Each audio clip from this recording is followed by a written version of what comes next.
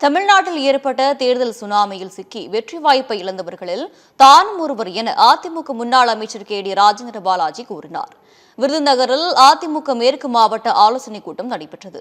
கூட்டத்தில் எடப்பாடி பழனிசாமிக்கு ஆதரவு தெரிவித்து தீர்மானம் நிறைவேற்றப்பட்டது. கூட்டத்தில் பேசிய கே.டி. ராஜேந்திர பாலாஜி, விஜய் வாங்கிய வாக்குகள் அனைத்தும் அதிமுக வாக்குகளே என தெரிவித்தார். அதிமுக மற்றும் பாஜகவின் வாக்குகள் விஜய் அணிக்கு சென்றது கால சூழ்நிலை என்று கூறினார். 2026 தேர்தல் முடிவுகள் நிலையானதில்லை என்று கே.டி. ராஜேந்திர பாலாஜி தெரிவித்துள்ளார்.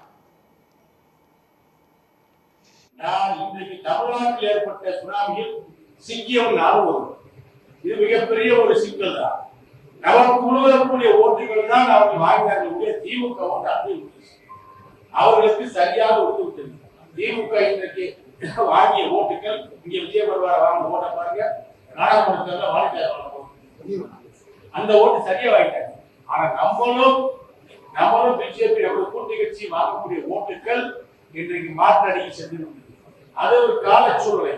அதை நாம் பெறுவதற்கு தவறு விட்டோம்.